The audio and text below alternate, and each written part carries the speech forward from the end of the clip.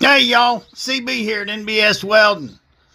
Got a tool review for you. I've been sent some tire inflators. These are from GooLoo. One of them is the AP150 Pro, and this is just pretty much a tire inflator. Pretty small unit. I found out it will charge a cell phone battery. This is the A2 jump starter tire inflator from Gulu, and it also has a light. So we're going to get out the little one first. We'll start with the small one. It came with a pretty nice pouch with it. I noticed the unit felt quite heavy, which to me was a good sign. Usually if something's got a good battery in it, then it's going to have a little weight to it. And you got your air hose. Air hose isn't very long, doesn't need to be, because it's a portable unit. And got the cord. Now this cord can be used to charge the unit, and it will also allow you. I plugged my cell phone into it, and it charged the cell phone, and that opens up a whole bunch of stuff that I could use the battery for, because I use that same cord to charge a lot of my cordless headlamps. There's a lot of different things like little flashlights and stuff that, could be dead. This phone that I've got out right now is my old Samsung Galaxy S20. And as you can see, it's charging the phone, which is, to me, that's a handy thing. Like, to have this in a vehicle and know that it would charge a cell phone, that's definitely a plus. You could charge up a headlamp. The air accessories that came with it, you got stuff where you could inflate different sorts of inflatables, sports balls, soccer ball, basketball, football. It's got the little needle. It's got all that stuff with it, and that might be handy. But what we really need is a flat tire. So I'm going to flatten a tire. I'll pull a Schrader valve out of the tire here on the front of the Super Service truck. And, yeah, she looks flat. So, we started out with this thing at 4 PSI. I realized after I got it pretty well flattened, it was at 4 PSI. And we plugged her in and let her eat. All right, then. That was a neat little doozy in there we got done. And that thing did a lot better than I thought it was going to be honest with you. The one thing, starting out, I did not charge it. Now, it did say it was full battery, but I didn't charge it to full battery. I took it out of the box and did this test. So whatever charge was in it was what was in it that was shipped that way, meaning that it has not been freshly charged. So, whenever they produce the product and put it in the package, that's the charge that I just used to do what I did. I've got some notes, so let's go over what just happened. When I flattened the tire, I had it all the way down to 4 PSI, and it looked pretty flat. I think that's what you would normally walk up on and say, I'm not going to drive that like that. It's going to ruin my tire or my wheel to drive it that way. So started out at 4 PSI. In 19 minutes and 40 seconds, we were getting the blinking red light saying that the battery was low, but it was continuing to pump. And at that point, we were at 29 PSI. And I'll tell you, from looking at the tire at 29 PSI, even though I normally run 65 pounds in these front tires and 80 in the rear, at 29 PSI, I would have drove the truck. I would have went on, if I had to go to the gas station or if I was close enough to come back to the shop, I would have went somewhere. I would have been able to drive it to put more air in it. So that was good. But then what's impressive is it continued to pump past when the red light came on indicating low battery. and it shut down, it had a dead battery and shut down in 21 minutes and 50 seconds. And at that point, the tire was at 31 PSI, which is where it is right now. And it looks like I said, I would have drove it at 29. I may even have drove it less than that. I would not have drove the truck for the cost of these tires. I would not have drove the truck at 4 PSI.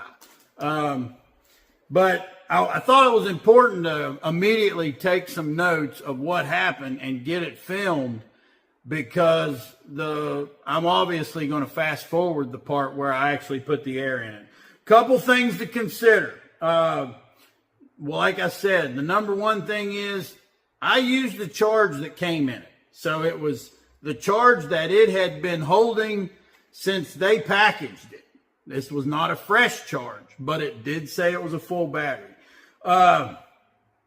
Another two huge factors is this is a 37-1250 truck tire. This is a big tire. And it's on a service truck that weighs 12,000 pounds. Now, granted, it's on the front. And I'll say the way the weight's distributed on the super service truck, since it has a gasoline engine in the front of it, the 12,000 pounds, 8,000 pounds of that weight's on the rear axle, and there's 4,000 on the front. So, if you drive it on the scales and just put the front two tires on, you'll get around 4,000 pound weight, which means that tire that we just pumped up with that tiny little compressor had at least a ton on it as it was being pumped up. So I don't know how much of a factor that would be. The biggest factor in this, as far as making it really hard for that little pump, the biggest factor is the fact that it's a 37-1250, which is a very big tire. A passenger car tire, I think, especially nowadays, because nowadays, we got passenger car tires that's got 22-inch wheels. The wheels are getting so big that there's not as much air there in the tires. But the tires are getting bigger too, so I don't know if that's a factor. But when you're talking about a 37-1250 tire on a truck, the air it would take the air and power that it took to do that right there would have pumped up a bunch of car tires, would be my guess. So we'll get that thing charged up. And the next thing that's going to be interesting, obviously the air compressor jump starter unit is a bigger unit. How much more battery does it have? What can we do with that? Well, let's find out. All right, y'all, let me do a little commercial here for these t-shirts that Miss Tina's got for sale. $25 for an NBS Welding t-shirt. If you want a t-shirt, send Tina an email at nbswelding@aol.com. Make sure you're subscribed to the NBS Welding YouTube channel. Like the videos. Give us a comment on the videos. All of that helps the algorithm to get my videos out there. There's also in the description of our videos links to the Amazon storefront and our affiliates like Art Captain. Anything you can do to support the channel, I sure do appreciate it. I want to keep producing this content. And also, we've got an NBS Welding Facebook page. Look us up on Facebook and follow us on Facebook there at NBS Welding. We're getting some stuff put on there, so if you can go on Facebook and follow us there and give us some comments there, that'll help out too. Thank you. Back to the tool review. So now we're checking out the big boy, the jump starter tire inflator. This also has a flashlight, and it's also got a flashing red light, like an emergency light that you could use to flag traffic or whatever. And as you can see, it's got the same cord where you can charge a cell phone or anything that'll plug into that cord from the battery. It's also got the extra thing that it has is the jumper cables to jump start a vehicle. And we're going to first do the tire test. And I used the shop air to get this to exactly 4 PSI so we could have a fair comparison starting out at the same beginning pressure. And we just let her pump up. Now, The thing that was interesting that happened whenever I did this with this larger unit was obviously this thing's got more power. And the reason that I say is it's got more power in the process of doing this. That inflator was set at 36 psi, and it pumped up to 36 psi and shut off just like it was supposed to. So if you punch in the pressure, that's what you'll get. And then I jumped down there and I turned it up even higher so it would pump more, because I wanted to run it till the battery went dead. Well, I ran it until the point that it stopped going, but what I noticed was that the battery didn't turn red like the other one did. The other one, when it went dead, it turned red and started flashing. Now this one went down to where it only had one bar, and the one green bar was flashing. So it acted different than I expected it to. But it pumped the tire up with a little more authority, a little faster, and it gave it more pressure. Well, that was interesting. Started out being kind of impressed, and right now I'm kind of confused because I don't know what's going on with the unit. But we started out at the 4 psi, just like we did with the smaller compressor unit. At 23 minutes and 30 seconds. Now, granted, it took me a little bit to turn it on, so going by the time is probably not as much of a thing as we should probably be going by the tire pressure. So at 23 minutes and 30 seconds anyway, in the video, it reached the 36 psi that the unit was set on, and it kicked off, because when it reaches the pressure that you set it at, it kicks off. When it kicked off, I still had one bar of battery. So in order to see how much more it would go, I jumped down there and I cranked the pressure up higher and turned it back on to start pumping again. And then after I turned it up and it went back in operation, 2 minutes later it shut down and it wouldn't do anything. And I goofed with it trying to get it to pump again, and it wouldn't pump. And I even tried to turn on the light, and the light won't come on. But it does not and never has indicated that the battery was dead. It still shows there's one bar of battery, and the little battery thing never turned red. So, see what else I can figure out on it. So the gauge there kind of shows us, I put my meter on it, and we're still not seeing a red battery. What we're seeing is a flashing one bar. But my meter shows that this thing's dead. And the light won't come on. So it's behaving different than the other one, because the other one, when it was getting close to dead, it would still pump, but when it was getting close to dead, the battery would turn red, and it didn't have the one green bar. So there's that. But it does indicate that there's more battery power here than the smaller unit, because we got a lot farther with pumping up the tire. All right then.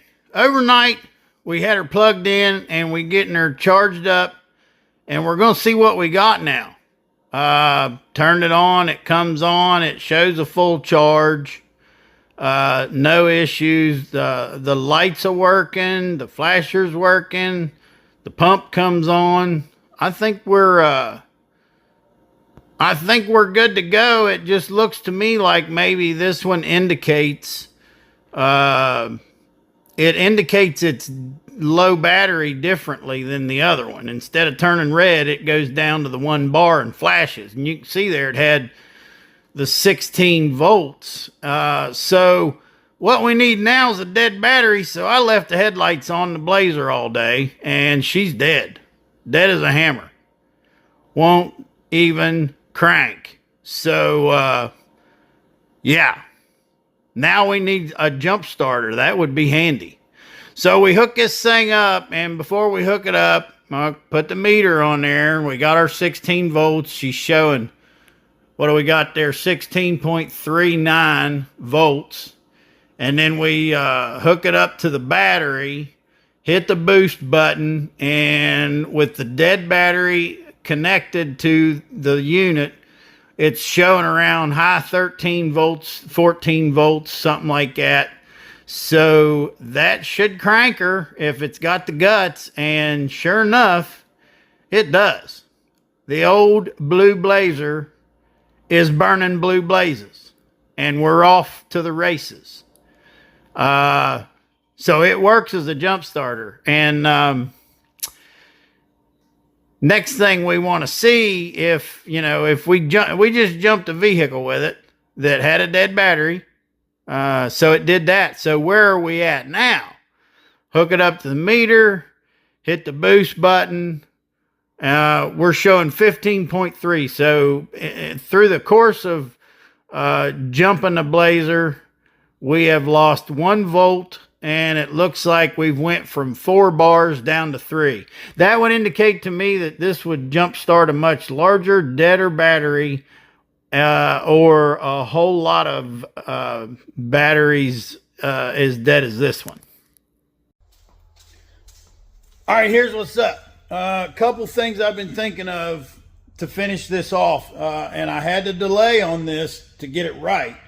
But there's two factors that I think of when it comes to these type of batteries, like the tire inflator and the jump starter has, and the tire inflator jump starter combo.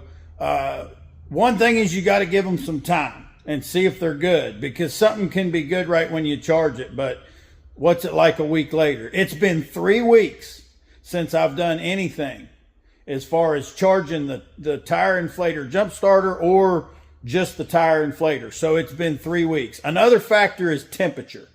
Cold, to some extent, will help a battery like this. It seems to me like I have less trouble if the temperature... Now, cold is bad if it gets down. Cold is bad on an engine starting battery if it gets way down, but I think that's more a factor of the engine being hard to start. With regards to something like this electrical device, cold is good, hot is bad. So it's been 3 weeks since I've charged either one of these two devices. And let me show you where they've been. Both of these devices have been in the floorboard of this Super Service truck. Right here is the package. This is the jump starter tire inflator combo, and this is the tire inflator. 3 weeks those have been in that truck everywhere it's been, and we're in the end of July. It's hot. It's been hot. And when I've been in the truck and it's been parked outside, or it's been outside running and I've been in it, the truck's been running, the AC's been on. But it has sat outside for hours, without running, in the sun outside of the shop. So it's been exposed to heat. I'm sure it's been 120 or more in the cab of that truck. So let's take a look at what we got. I'll have to set you up on a tripod because I'm not going to be able to do this and use my hands and film both. All right, let's see what we got.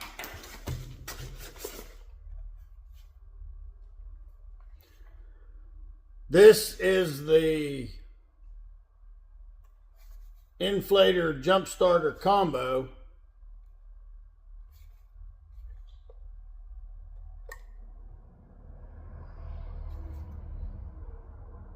So this has not been charged since I jumped the blazer with it. 3 weeks it's been in the heat in the truck, and it's showing 3 bars.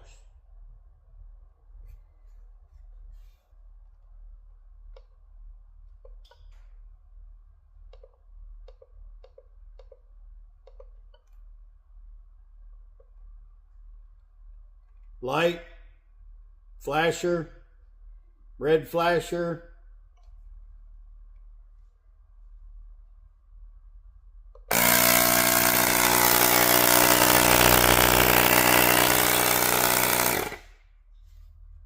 That's a good sign. It hasn't lost. I'm going to turn it off. It hasn't lost anything. As far as what I can tell. It's been in that truck 3 weeks in the heat. Heating up, cooling down. Hasn't been charged. I feel like, no doubt, that would still jump that Blazer a bunch of times. You know. And this one,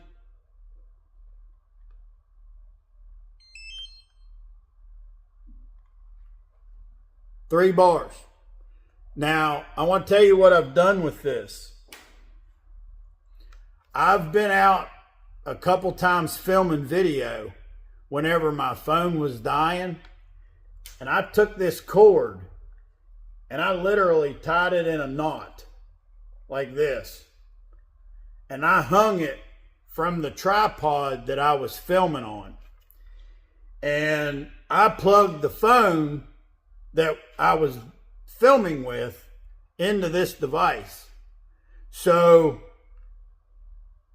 I was running off of this battery because my phone was dying, and I would have not been able to continue filming had it not been for this. So the last of what I did with this, plus using it to run my phone and shoot video, and leaving it in the truck in the heat for 3 weeks, and we're still good battery. Let's see here if the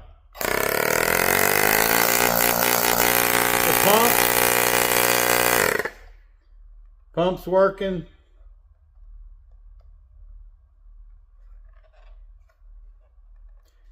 That's here's a light. This has got the flashlight on it. You could use that as a flashlight.